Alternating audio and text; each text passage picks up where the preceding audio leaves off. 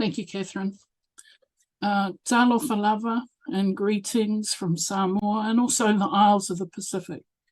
It's a great honour to join you in this very important dialogue. This first session is entitled Decision Making in Uncertain Times. From where I'm sitting in the Pacific, we've been exposed to a range of challenges.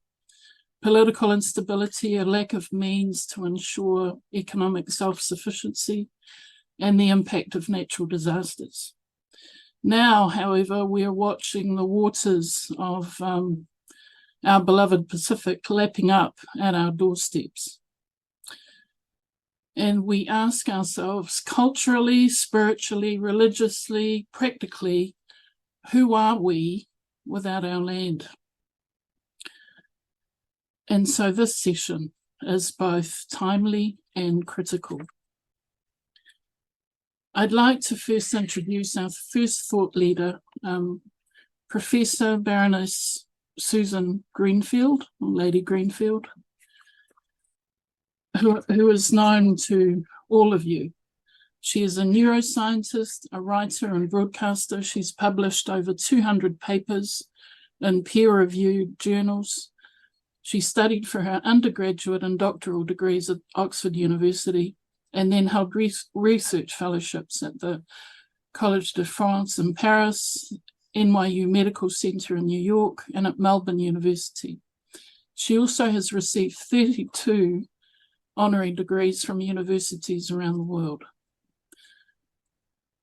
Professor Greenfield has written many books on the brain and mind, including the best-selling The Human Brain, A Guided Tour, The Private Life of the Brain, and A Day in the Life of the Brain, Consciousness from Dawn Till Dusk. It is my great pleasure to invite Professor Greenfield to address you. Thank you very much, everyone, and greetings from a sunny summer morning in the UK. I'm going to present the neuroscientist's take on things, which means we're going to go to the heart of the matter and just explore what we mean by decision and what happens in the brain when we make one.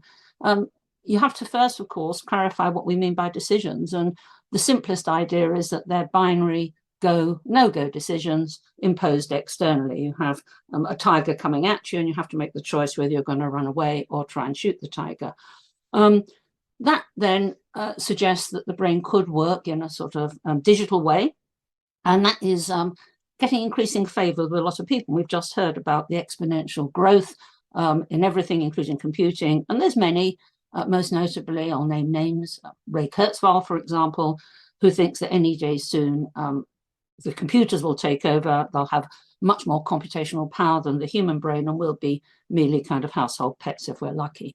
My own view is that that is a rather simplistic idea of how the brain works, because the brain does not work digitally, nor indeed does it have agency, and it interfaces with neurochemicals in the whole of the body. You may be familiar with Alan Turing from the last century, who devised the Turing test, where he said that anyone given impartial access to a computer or a person and allowed to ask any question they like, if they couldn't distinguish from the responses between the computer and the person, then one could assume the computer was conscious. As yet, no computer has passed the Turing test, although, and I'm sure you might know people like this as well, there are those that have failed it, who've been deemed to be a computer. So we have to think, therefore, what we actually mean when we talk about intelligence and computers taking over the world. And my own fear is not so much from AI, but from the people that program the AI. I don't think AI or computers any day soon want to take over the world. Why should they? They don't have agency. They don't have emotions. What would they get out of it? It's more that they are tools in the hands of people that do think those things. Moreover, given we know there is this interaction between the social environment, the endocrine environment, the immune system, and the central nervous system, we need to think of issues such as intuition and common sense. As the great mathematician Roger Penrose pointed out, there's no algorithms for intuition or common sense. It's been highlighted in the past by great thinkers such as Antonio Damasio, who coined the phrase somatic marker for meaning peripherally produced neurochemicals that are released under certain emotional situations that you're not necessarily conscious of, that then feed back and influence your memories, such that when you make a decision, there are these subconscious somatic markers at work. And that's the scientific basis of something that actually is a very robust phenomena, which is intuition. So we then, I think, need to step back a little bit and think about the human brain as something much more than a rather poor computer. What has often been thought about is what we mean by intelligence and going beyond computer intelligence. You may be familiar with the dichotomy of fluid versus crystalline intelligence, where fluid intelligence is of the type you might expect a computer to have, which is the go, no-go, the digital, where you program something, it gives the appropriate response to an input. But we know human beings don't work like that. As Einstein said, that experience is the root of real understanding. And that comes when you see one thing in terms of another, and that can only come as you build up an increasing frame of reference throughout your life. I just want to show you briefly a slide, and I've been told not to show too many slides, so I've tried to censor them as much as I can, but if I'm allowed to, I'd like to just quickly show you this slide, and I hope everyone can see these. So this is the, okay, so this is the notion of the fluid intelligence versus the crystalline intelligence, which actually is much more appropriate for the human brain, because when you're born, this is the blobby bits of brain cells and the stringy bits of the connections between them. You can see that very rapidly, thanks to the plasticity of the human brain, it is the connections that determine the growth of the brain postnatally. So even if you're a clone, an identical twin, you're going to have a unique configuration of connections, which in turn will determine how you see the world. It will take over from direct sensory input to more a personalized take on the world, such that if you think about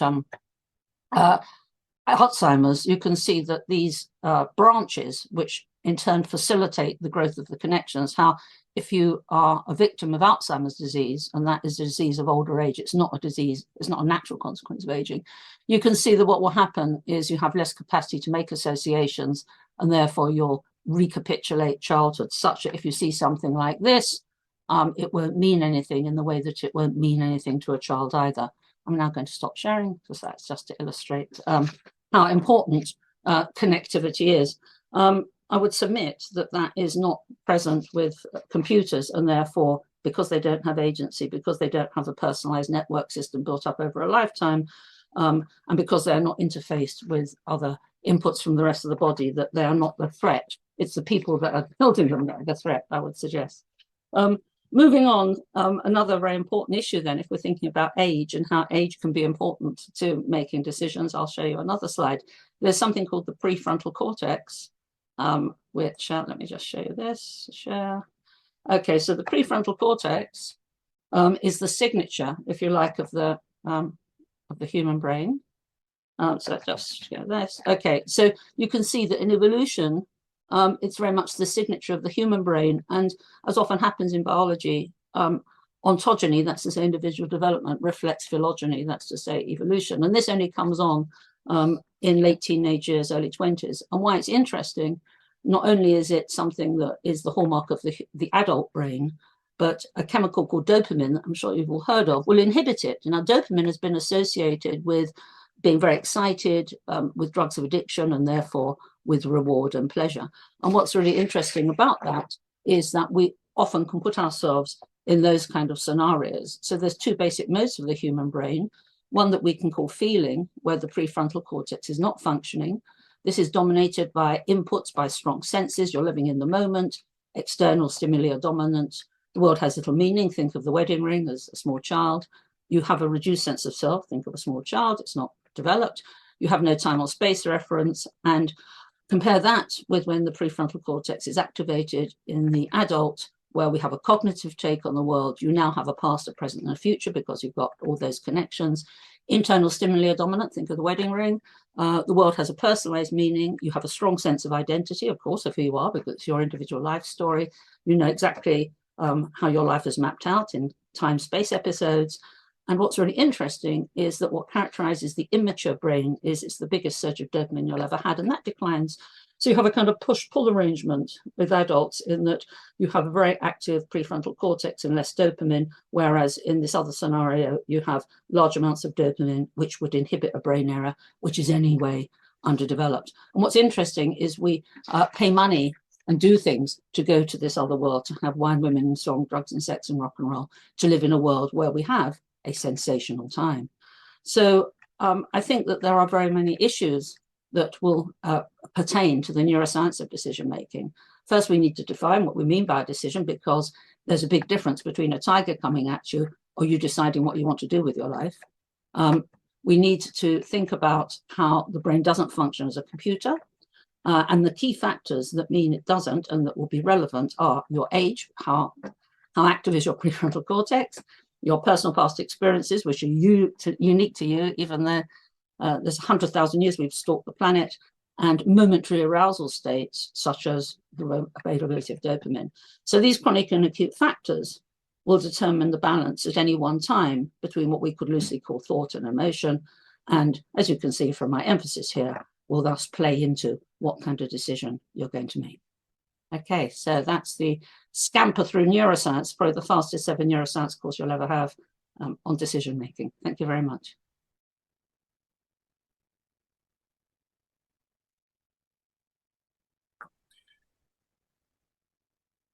That's me done.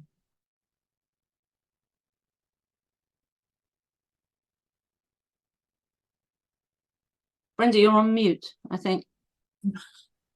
Can I first thank you? Given experience is the root of understanding, as you quoted, we thank you so much for your vast experience, which has led us to understanding your speciality of neuroscience in a very short period of time. And we're really grateful for your participation. Thank you. Before I introduce our second thought leader, can I ask the participants to answer one or two questions through the live polling? And that's available on the AirTouch device at the bottom right-hand corner of your screen.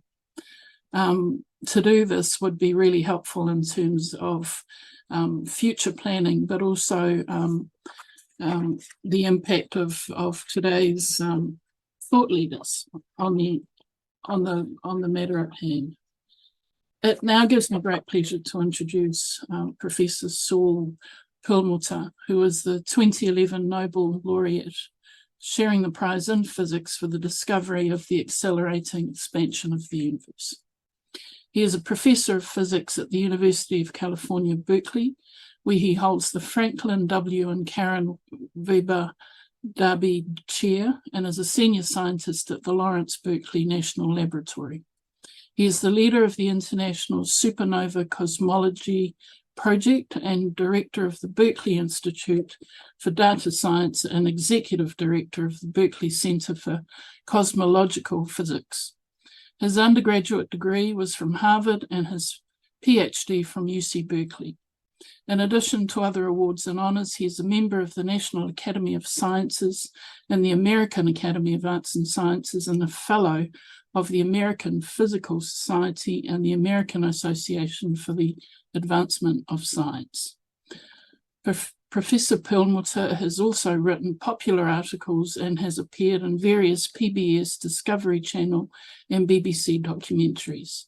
His interest in teaching scientific style, critical thinking for scientists and non-scientists alike led to Berkeley courses on sense and sensibility in science and physics and music. It's my great honor to offer you the floor, Professor Perlmutter. Thank you, Brenda, and good morning, good afternoon, and good evening from here in California. I want to pick up today from right now from the challenge that I think Brian gave us at the opening, and from this the story of how it is that we make decisions that we've just heard, and turn to the question of, can we start thinking about what kinds of experiments might be helpful for us as society at this stage of the game. And so I wanted to take the opportunity in this just few minutes I have to offer three ideas, three proposed routes that I think could help with this biggest challenge, I think, of our time, which is building the strong capacity for our societies to effectively deliberate and solve problems together. Because I think if we can do that, then I would not be as worried about all these these existential threats that we're facing. Fortunately, I talk fast, so maybe I can get through all three. The first of these ideas I want to discuss is something that's already been going on in a bit of a collaborative work that has happened from the education side here in Berkeley and with the Nobel Prize Foundation, which was the idea of trying to take this approach of teaching scientific thinking to students at all levels and teaching it for scientists and for non-scientists. And this came about because I think as a scientist, I was struck several decades ago by the difference between trained, experienced scientists discussing a problem that as they might do on one side of campus, and the discussions on the other side of campus where people don't have that same training. And I realized that there's a whole vocabulary of ideas and approaches to thinking through problems that was just not being taught in any course, whether it's in the sciences or not in the sciences. It's usually just taught by osmosis as you go through the scientific training. So these include all the ideas of all the ways that we've learned that we fool ourselves, why it is that we need tough critics when we're working on ideas, how to preserve rationality in decision making when decisions also require values and fears and goals to be addressed. So if we are going to be more capable of societal deliberation and decision making in 20 years than we are today, we have to really start to educate a generation in these tools of scientific thinking that are not taught in a typical physics, chemistry, or biology class. So the action item that I see coming out of something like this is that, so our particular education project with the Nobel Prize outreach is now beginning to field test multiple flexible modules that can be used at the sort of high school level curriculum. And we're testing this in multiple countries and with the International Baccalaureate School System, the IB system. As the remaining modules begin to get rolled out in the coming years, we'll be working with the OECD education team and the PISA testing team to reach school systems around the world.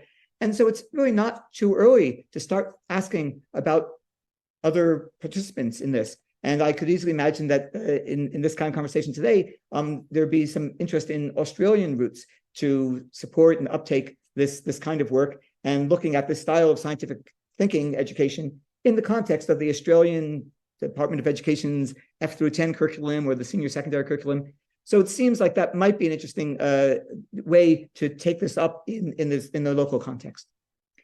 A second approach I want to see explored comes out of another whole body of work. That's the creative work that's been done over the years to understand how citizens can effectively deliberate together. And for me, one of the more interesting such models is something called deliberative polling, which starts with a truly statistically representative sample of citizens. So it's not a self-selected group, and it brings them together with a panel of experts that represents the full gamut of views on an area. And the representative sample of citizens then breaks into small groups for moderated deliberations that then get punctuated by opportunities for the groups to ask questions of the experts. And the experts don't get to lecture them. They're just there to answer the questions while they deliberate. The interesting aspect of this work is that the deliberations lead to people changing their minds, and not based on who the best speaker is, but based on what facts people learn. So that seems very encouraging. It seems to me that using this model, our government agencies that are science-focused and our national academies of science and other professional societies could individually or together develop a standing route to run multiple of these deliberative poll events every year within an increasingly wider set of random sample public and highly vetted experts. So this, I think, is necessary because once upon a time, government was really able to put together all these values, goals, and fears with the consultations with the experts, and they were then able to design select policy. But today, the polarized public and the perceived need for the politicians to strongly push for one position doesn't really allow for true deliberation and compromise policies to be developed. And so I think this is a new need that we have that we wouldn't have recognized even 25 years ago. Now, I see this very clearly in the United States. I hear it in my colleagues in other countries, and I'll be curious to know whether it starts to feel familiar in the Australian context as well. I think an action item here might be taking advantage of the fact that Australia has actually some real history of using deliberative polling for controversial national decisions. I gather it was used for discussions of reconciliation, the Republic referendum, and minority immigrant relations. So perhaps the American Academy of Sciences could lead the way, but with a pilot study using this deliberative polling as a standard practice, attending any Academy report concerning policies that do require both science expertise for the facts and public legitimacy for the values. And ideally, this work could be nested with pilots of the International Inter-Academy Partnership, so other academies of science can benefit from the tests of the idea, and perhaps some international policy topics could be addressed as well. And then finally, let me discuss a third approach that I think might be fun to consider today. It begins with the question of why is it that our democracies seem to be so much less able to function in these more thoughtful ways that we're describing. The latest version of the media landscape with internet, cable news, social media appears to be particularly damaging to our societal ability to think together and to take productive advantage of our differences rather than be driven apart by them. And so I think there's an unusual opportunity now because during the upcoming months, the European Commission's Digital Services Act is requiring the major platforms to be brought forward to annual audits. And among the platform's obligations and auditing requirements in this Digital Services Act are provisions that asks the platforms to assess and mitigate, and here I'm quoting, risks concerning the actual or foreseeable negative effects on democratic processes, civic discourse, and electoral processes, which is, of course, exactly what we care about here. But in order to perform these audits, the Europeans will need some way to measure the risks to democracy in these forums. I think that we can construct measures of the health of the public discourse that could make a big difference here. I mean, for example, you could imagine measuring the degree of isolation of polarized groups on the web, the rates of hate speech and negative language, the extent of understanding of opposing viewpoints. And if we could set our high-level goals in this way with these kinds of metrics, we could take advantage of the amazing creativity and feedback learning capacities of these online platforms so that they're the ones who are inventing novel routes to achieving a healthy public discourse. That would be a real change of pace to see that. And the action item I see coming out of this that we might want to consider is, I think it's much more likely that these measures will be adopted as metrics of the health of public discourse in these Digital Services Act audits, if several of them can be demonstrated during the coming year and ideally even this coming fall before the first audits are planned. And I see this as a real opportunity and a challenge for social scientists, nonprofits, and maybe ideally the platforms themselves to take on. So I think those are my few minutes to speak. Those are my 3 ideas that I just wanted to try out. And I hope this gets the ball rolling for some good discussion today. Thank you very much, Professor Perlmutter. Thank you for those 3 ideas. I wonder if we can recommend to the American Academy of Science village governance here in the Pacific, where the village council with its chiefs make collective decisions for the benefit of the village and the district. And that's at least one still operating and still current means of decision making, certainly in this part of the world. Thank you very much.